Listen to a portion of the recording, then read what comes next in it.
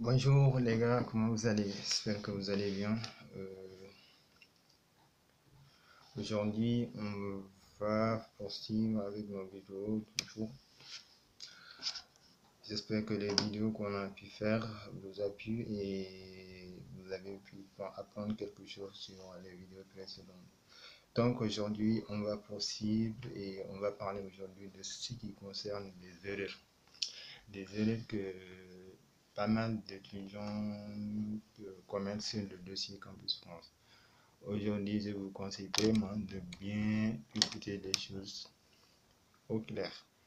Parce que la procédure Campus France ne s'agit pas simplement comment de remplir le dossier et faire sa soumission. Mais il y a une manière de le faire. Il y a des choses à respecter. Donc aujourd'hui, c'est ça, des choses à respecter et des choses qu'il faut vraiment éviter. Donc, les choses à respecter, je pense qu'on avait déjà dit dans les vidéos précédentes. Donc, s'il y a quelques gens qui n'ont pas vu, vraiment, il faut vraiment que vous cherchez les vidéos, les premières vidéos, vous essayez de les exploiter. Donc, aujourd'hui, on va parler des erreurs à éviter sur les dossiers Campus France, sur vos dossiers. La première chose, ici sera donc de 5 jusqu'à 7 points qu'on va parler. La première chose, c'est votre dossier en tant que tel.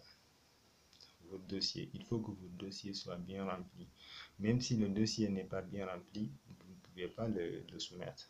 Là, c'est la première chose qu'il faut vraiment tenir compte.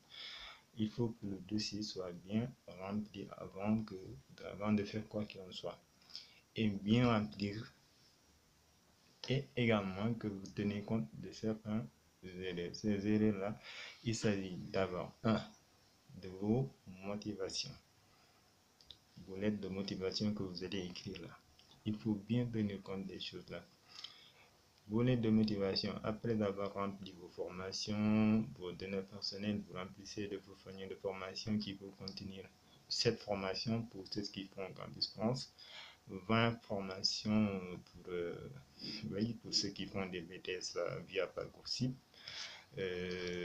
Également, ça dépend des plateformes sur lesquelles que vous candidatez, ou ceux qui font même les plateformes e-candidats sur les universités qui ne sont pas connectées à, comment dirais-je, à l'application Campus France.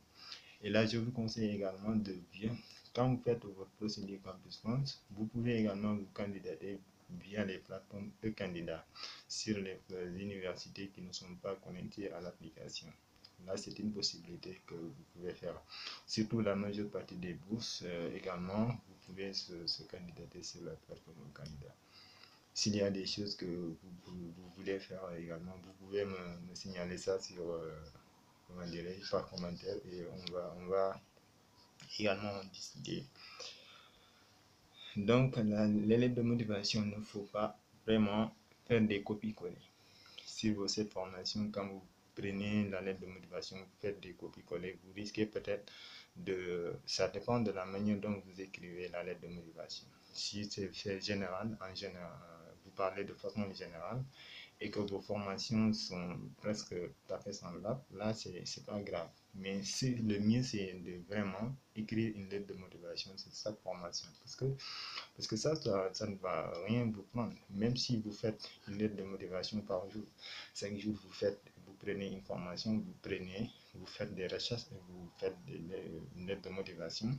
Vous allez faire d'excellentes lettres de motivation et ça va vraiment enrichir votre dossier et ça va vous donner plus de chances pour la sélection.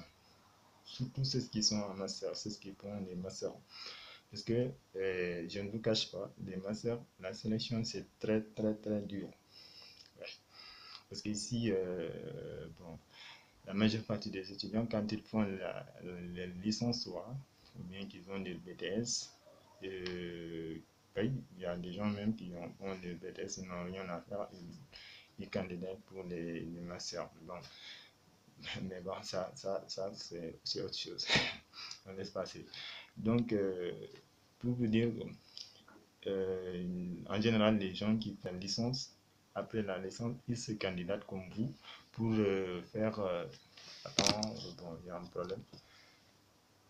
Ils se candidatent pour faire, comment dirais-je là, pour les masters, comme vous.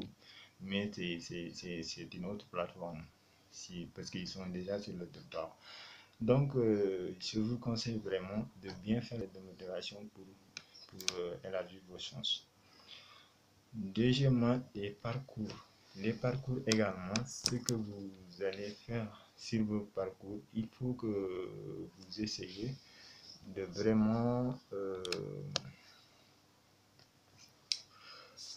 bien différencier les parcours. C'est-à-dire, et comment dirais-je, de tirer le parcours vers vos formations.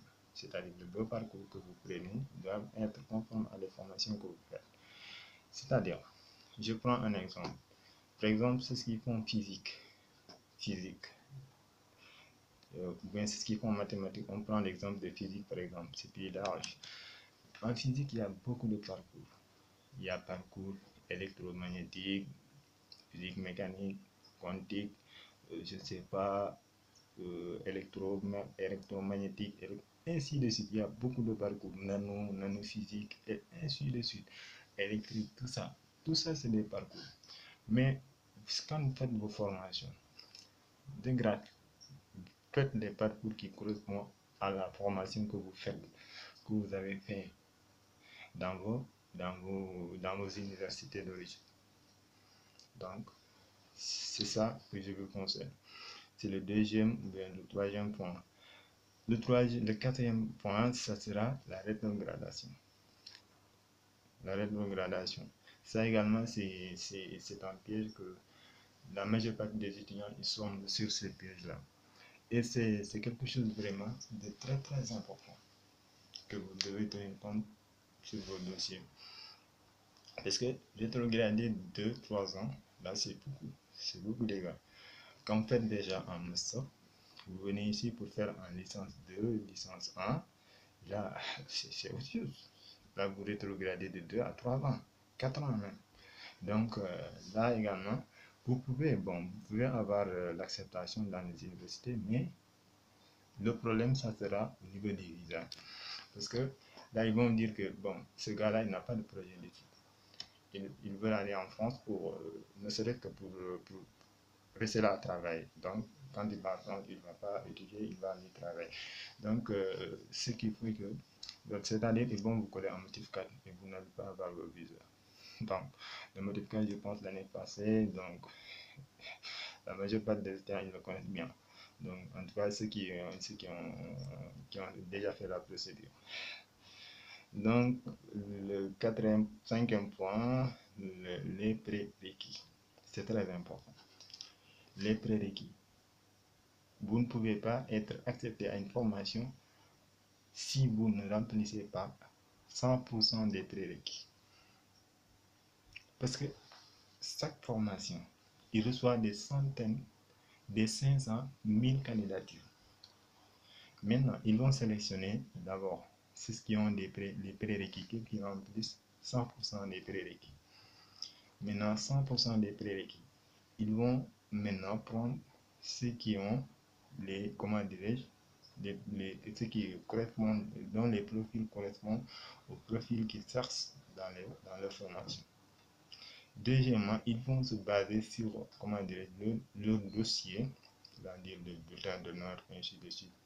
Parce que ça également c'est important parce que l'étudiant qui a dans ces bulletins, sur ces bulletins d'honneur des 15 et des 14 des 16, donc là on ne va pas le laisser pour prendre un étudiant qui a un 9 ou bien un 10. Tu vois? Donc c'est très important les prérequis.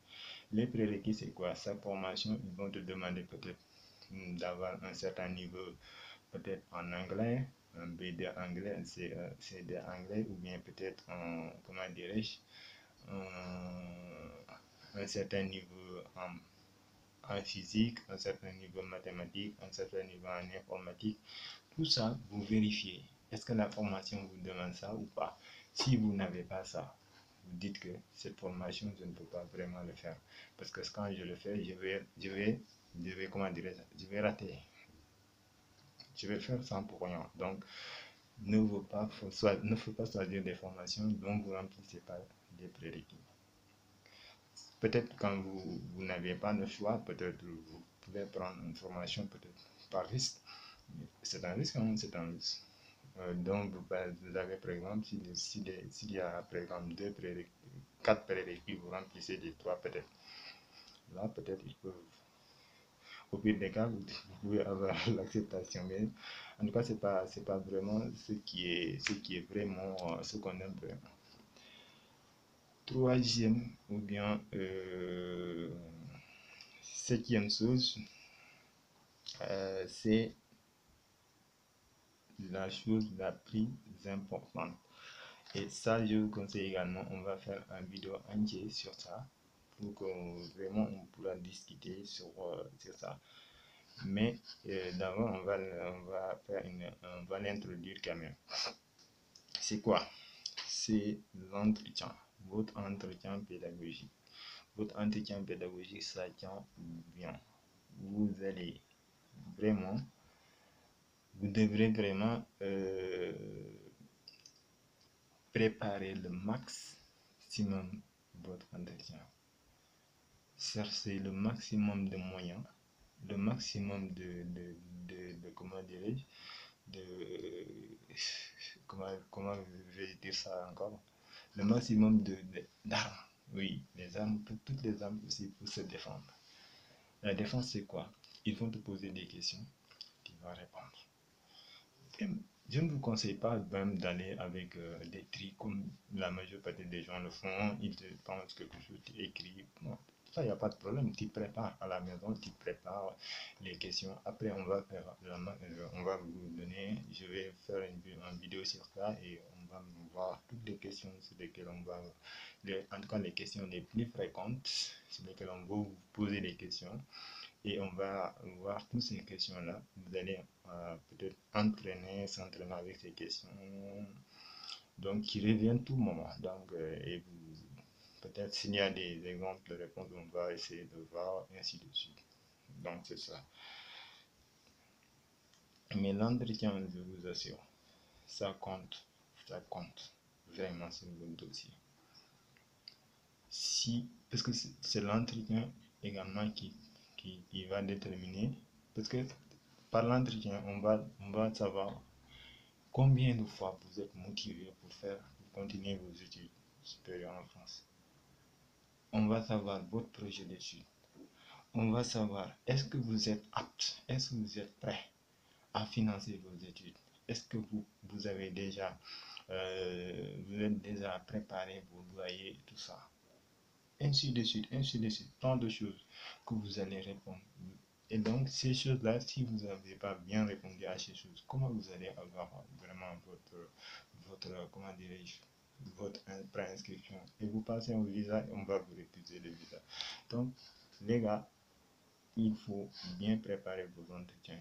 Je pense on va se limiter là. Donc, je pense que cette vidéo vous a plu. Si c'est le cas, il faut vraiment vous abonner à la chaîne et pour activer vraiment également la cloche pour recevoir toutes les vidéos qu'on va faire. Et il y a pas mal de vidéos qui vont venir et aimer également les vidéos et partager à vos amis pour qu'ils puissent s'abonner. Si vous êtes. Bye bye les gars.